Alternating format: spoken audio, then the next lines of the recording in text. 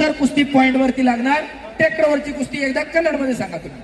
हा, ಎಲ್ಲ ಪಂಚರು ಒಂದು ಸಮಯವನ್ನು ಕೊಟ್ಟಿದ್ದಾರೆ. ಈ ಕುಸ್ತಿ 30 ನಿಮಿಷಗಳ ಕಾಲ ನಡೆಯುತ್ತೆ.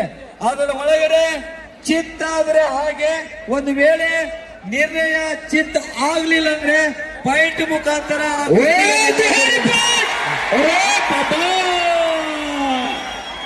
मिर्झा दुहेरी पट काढला. अरे बाप रे, 30 ಸೆಕೆಂಡ್ मिर्झा